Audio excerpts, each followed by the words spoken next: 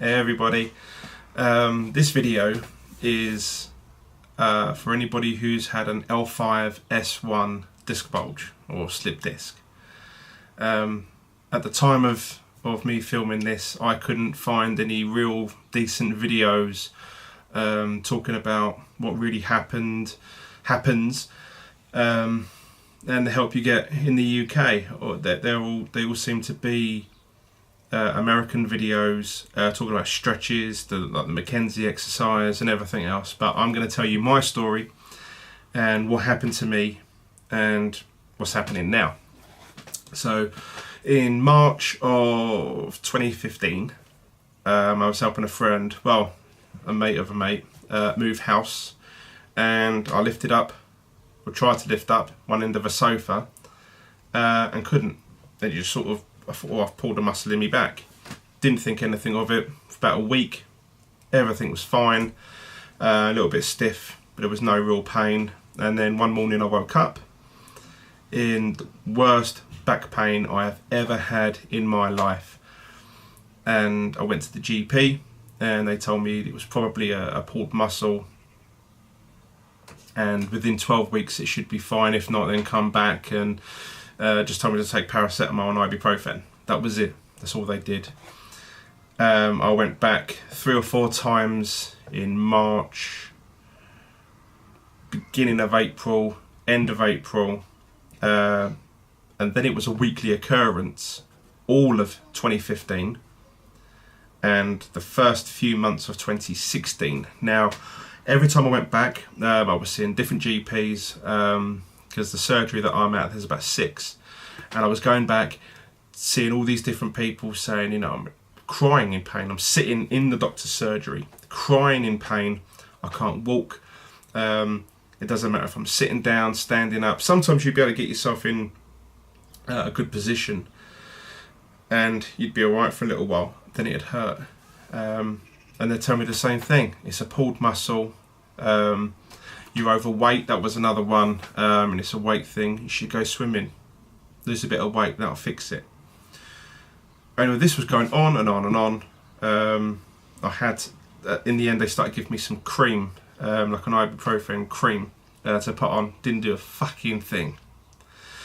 So then I went and I saw the practice nurse, and I sat down and I said, I am not, this was October 2016, and I said, I'm not leaving here until you send me for an MRI, because something's wrong. I'm being woken up 2-3 o'clock in the morning, screaming in pain with back spasms.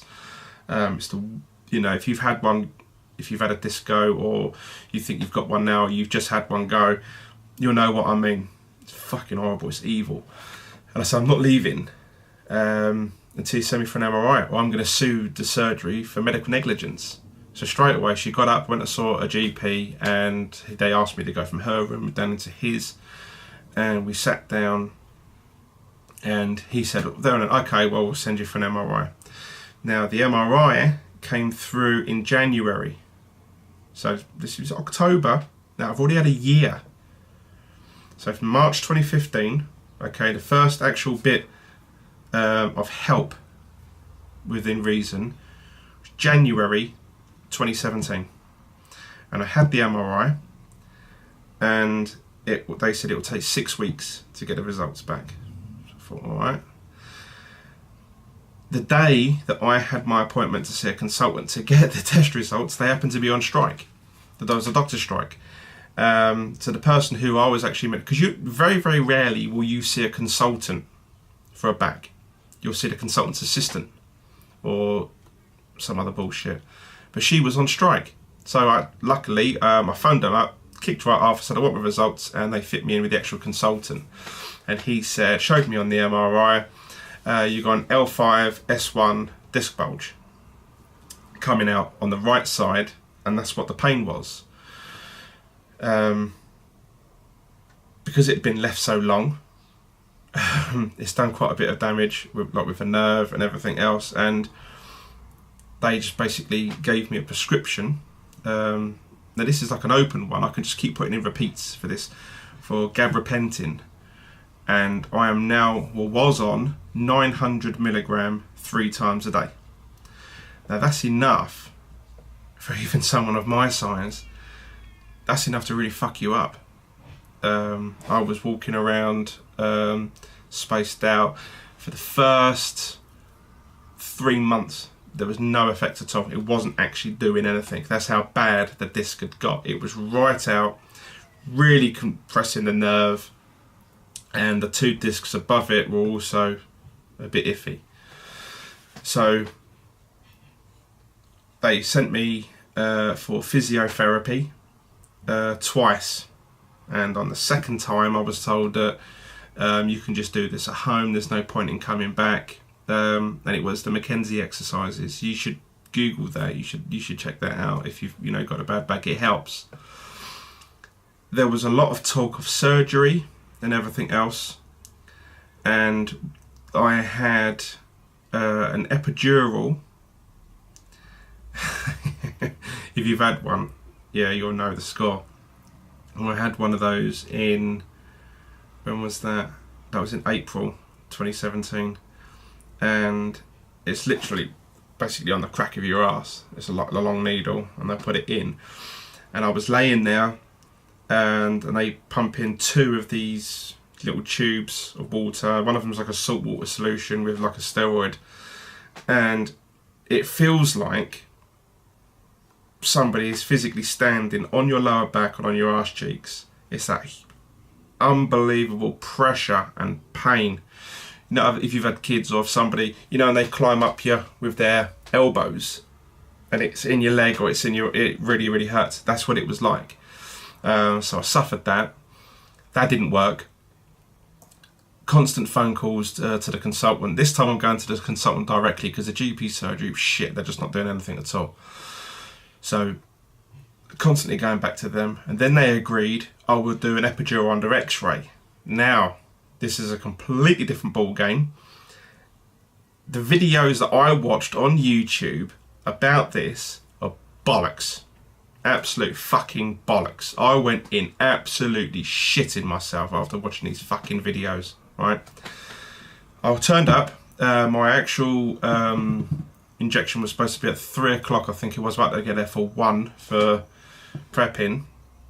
Took my clothes off. I'm basically walking around in my boxers with like this fucking night dress fucking thing on, tied up at the back, hanging around, just sort of waiting. And all the videos that I had seen, they're put unconscious, it's really dangerous, it's this and it's this, and it's that. And I basically went in thinking, fuck, this is a big deal. I didn't sleep or anything the night before. But I was very, very lucky at Bournemouth Hospital. I went in, saw an amazing doctor I won't give his name or anything like that, but I saw a really, really amazing guy, and laid me down. There was a team of people in there. It was a theatre. It was like a proper surgery. It's like an operation theatre sort of thing. And I went in. As soon as I see all the the lights and all the other stuff, you're thinking, fuck, But they didn't put me to sleep like you see on these videos. If you put it in, epidural under X-ray, you're watching these videos, you're thinking, fucking hell, this is fucking big. I went in and saw this guy. The needle wasn't nowhere as big as what the other one was, and he just came in. He went, right, we're going to do this, we're going to do that. I laid down. They put that brown shit all over your back, to clean it. They gave me a local, just sort of around, just to sort of like numb my back, and then did it. And I was laying perfectly still. He kept saying X-ray, X-ray, and every time they was taking an X-ray, you could see how close to the disc or to the nerve he was putting the needle in. And he was doing all that, and then they said, "That's it, And I was lying there thinking, "Fucking, that's it." They wheeled me out. They put me into a recovery room where a nurse came out. She gave me back my mobile phone so I could go on there. They then took me from like this recovery suite onto like a little ward. Where they gave me a sandwich, they gave me cups of tea, they kept coming on checking on me, because I was a wreck. I was fucked, I'm sitting there thinking, I was so relieved, and at that point I thought, this is it. No more fucking pain, no more anything else. But I couldn't have been further from the fucking truth. It didn't work. The second epidural I had didn't work. Now, there is a 50-50 chance if it works or not. It just happens to be my luck, it didn't. So after that, I was doing my own Mackenzie exercises. Now for stretching and bits and pieces like that, I was using my bed because I couldn't get on and up and down from the floor. And it's just easier for me to slide myself on and off of the bed. Just doing the exercises and walking. You know, just literally just walking where I can. Just going back quickly, just with the epidural, just quickly. Now, what they told me was after the epidural, you need to have a couple of days rest. So I'm thinking, yeah, you know, I'm going to be on the TV behind me. I've got a nice little retro setup. I thought I'm just going to be in the bedroom, you know, we'll do this and do that. So I rested for as much as I could, and I generally thought it worked, but it hadn't. And after the exercises I still do now, I'm a hell of a lot better. A hell of a lot better. Now, with the amount of pain that I was in 2016, now bearing in mind I had all of 2015, from March, early March, I think my initial appointment was the 14th or the 15th of March 2015, and I had all of 2015, excruciating pain, 2016, excruciating pain, 2017, excruciating pain, that I was contemplating suicide. That's how bad it was. Now I've got a couple of kids, I've got the girlfriend, I've got a nice network of people, but I found that I couldn't talk to anybody about it. I was in constant pain, and I didn't want to be one of these guys with he's got a bad back, he can't work or he can't do this, because it was horrible. I got myself a job in a supermarket. I told them about my back. They gave me the job. They were willing to give me a go. They liked me, and they said we'll work around it. There's something we can do. And we did for a couple of months until it got even worse. And that was a case of turning like that to point, and something shot in my back. And I was just like, right, it started all over again. Now I know for the rest of my life I will have issues with my back. But now today is as I'm filming this now, is the 26th of May 2018, and from around Christmas time it started to ease off itself. Now I've stopped the gabapentin because actually what it was is I actually see something on Facebook. It turns out it was a fake post, but I watched this clip of how gabapentin is now a controlled drug because people have been dying on it. And as you do, you read something on Facebook, and I just stopped taking it. And after going back for a final chat with a consultant, and they asked me about the medicine, and I just said, no, I've just stopped, but I'm doing all right. She said it's really, really good sign. And it's true what they say, it does get better. Now, even with kids, even with a girlfriend, even with close with my mum, I've got a lot of friends around, suicide was still an option. And it was a very strong one. So much so, I knew exactly how I was going to do it. The quickest way for me to do it.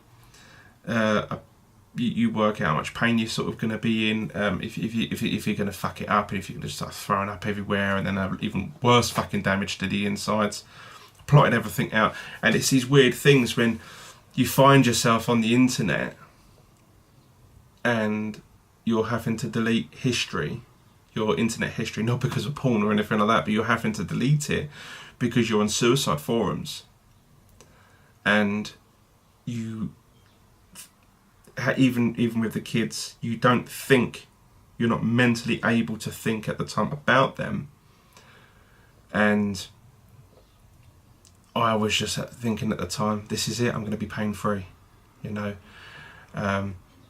everything's going to be great, I'm going to be fine, you know, it'll just be quick. But luckily, I didn't go through with it, bottled it, just like everything else in my life, and I'm doing all right.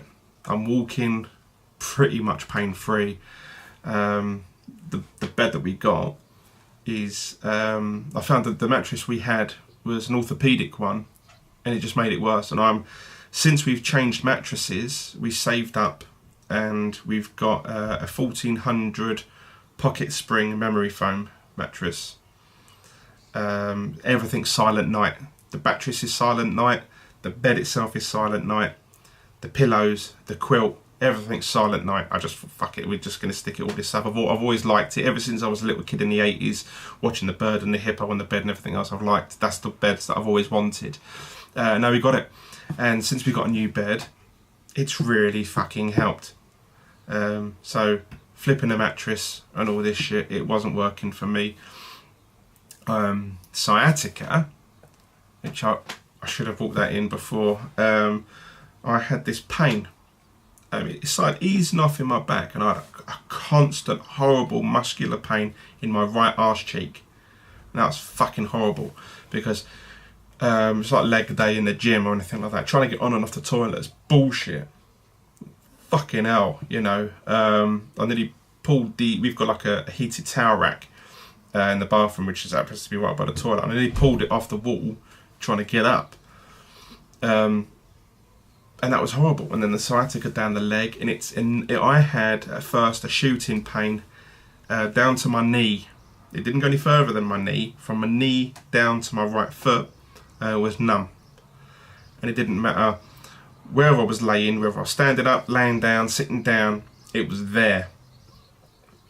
And I got panicky over it, because it's sort of like, I don't know if you've ever had it, if you're claustrophobic or anything like that, but if you've got a pair of boots on, or you've got a pair of rollerblades or something like that on, and you can't get them off, it's all knotted up and you're fucked up, and you know, you need to get it off. That's how it felt. I was constantly fucking like that.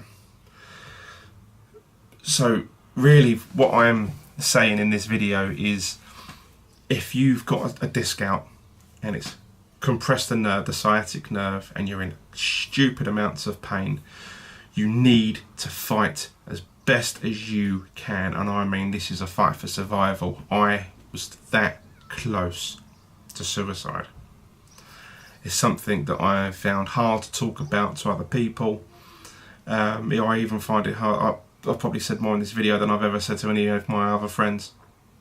And it's a position no one should be in, apart from nonces. But apart from that, you know, no one else should have to be in that position. And the pain is something else. It really, really is. I can't begin to tell you how much pain I was in. I couldn't even stand at the sink and stand there and wash my hands. I couldn't do it. Brushing my teeth, even that was hurting. And at one point, I was having to sort of, when you're washing your hands in the bathroom, sort of move myself down at an angle, because I couldn't physically, even just like sort of like that, I couldn't do it. Couldn't do it at all. And one day it just felt like my whole right side gave way, and I fell on top of the sink and then slid round the side of the sink and landed on the fucking toilet. And I don't know what happened. All of a sudden, my entire right side, all my leg, and up to about sort of like here, just went bang. And I just sort of went down, and then it was really, really numb, and then I just sort of got back up, and I thought, shit. I've seen lots of people use the DDP yoga. I'm told that's really, really, really good. I've had a look at it myself. A lot of it's McKenzie. If it works for you, do it. But what I'm saying in this video, I've gone around the houses a little bit. I'm not really good at this. I'm pretty new to all of this. But the reason why I'm doing this video is, when I looked it up, when I Googled it, when I looked on YouTube, there was no real video of somebody who's actually got it and not trying to sell something to you. You see all these videos, oh, I had a slipped disc, but then I started using this. No, you know, there was no stories. There was no real, what happened in the UK? You hear about all these Americans, oh, I had surgery, I had a fusion. Let me tell you about fusions. The NHS, as far as I'm aware, don't do it anymore, because what they used to do is say, if you've got the discs here, your spine here, the disc would be in the middle. Now when they sort of come out and hit the nerve, the disc goes down a little bit. There's no way of repairing that. okay? But what the body does do, and I believe I'm proof of that, is the body eats away at the leaking disc, which is basically water. It eats away at it, and over time releases the disc from the nerve itself. Okay, now I will always have a slipped disc. It's always going to be there. There's probably millions of people in this world with a slipped disc that don't even know they've got one because it slipped out, but it hasn't hit a nerve. Right? So be careful when you're lifting shit. Like me, this guy that I was helping move, I haven't heard from him since. You know, you be careful who you break your back for, because you want to make sure that the person you break your back for is going to push your fucking wheelchair. Alright? I was just lucky that I've got friends and family around me that helped the best that they could. But you need to keep fighting it. Believe me, I didn't. March 2015, okay, to the end of 2017. It was the only time, all that time. You know, you've got a couple of years of being in constant pain. The GP's telling you you're overweight. Oh, it's a pulled muscle. It'll be all right. You should start swimming. Out you fucking go. Go on, fuck off. That's what I was like. That's what I was getting. I'm coming home. The girlfriend's like, what happened? Fuck all. As fucking always with the NHS. It's only when I threatened to sue them for medical negligence that they said, oh, all right, then we'll send you for an MRI. Sent me for an MRI. Then we find out I've got a disc out. And it's bad. It's not just out, it's fucking hanging out. And the discs above it are all damaged as well, you know. So that's going to be a fucking party when they go. 3 years ago I've done my back, and I'm only just starting to walk around properly, looking normal. Because before I'm walking around looking like I've shit myself, walking all fucking weird, you know, like I've got some fucking illness or disease, you know, spina bifida or whatever. I'm not being horrible, but I was all fucked up. And it's shit, you know. I never thought that I would be one of these people that contemplate suicide, but I did. And I hope that this video helps you. You need to keep fighting it. You need to keep, especially with the NHS, you need to keep fighting them. You need to keep going back, talking to them, telling them, no, you want an MRI. You know, a friend of mine, funny enough, a few doors up, he's gone out. He's got a slipped disc. But he went to the doctors and had an MRI, I think, within about 4 or 5 months. Straight away. No issues at all. So hopefully, if you're watching this, you think you got a disc out, you're in excruciating back pain, keep going back, tell him you want an MRI. Keep fighting it. And you just say to them, you think a disc's out. Bullshit. Do what you've got to do. Get that MRI. Okay? And then find out what it is. You know, hopefully, an epidural will work for you. It works for a lot of people. I was just one of these very unlucky people that I had a standard epidural and then one under X-ray.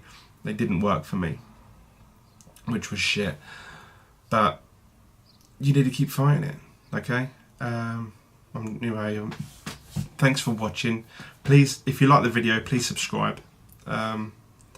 That'd be really, really good, and hopefully this video will help people with a bad back, with a disc out, or with any sort of bad back, that it does get better. I never thought it would. I thought I was going to be in pain for the rest of my life, but I'm doing all right. I'm doing all right now. Could have been because I've changed the mattress. You know, we got a new bed, sleeping brilliantly on that. I'm not being woken up in the middle of the night with spasms anymore. Wasn't overly in it one of the top ones. It wasn't anything like that at all, you know. Just a 1400 pocket sprung silent night mattress, and it has worked wonders. It really, really has. And this isn't an endorsement, you know. I've paid for that. I don't get fuck all from them, you know. But it helped. The silent night. I'm just saying you what I've got, not necessarily what you should be buying, but I'm telling you what I've got. So I hope this video has helped you understand a little bit more on how the NHS work, what it was like for me, what it's like for a real person to have a disc out, and how they're treated, okay? Because I had to wait a year before I was sent for an MRI, and it's horrible. It's absolutely horrible that I had to wait all that time in horrible pain. No painkillers, no fuck all. But it's made me a stronger person for it now. I can cope with a lot more pain now, mentally and physically, than I ever have before. So there's been, something good's come of it. But I just wish that there was a video like this out there when I first started looking, because there wasn't one. There's probably loads now, and there'll probably be more after mine. But I had to do something. So, like I said, if you like the video, please click subscribe, and I'm going to be doing different videos on various different things, and speak to you soon. Take care, guys. Bye.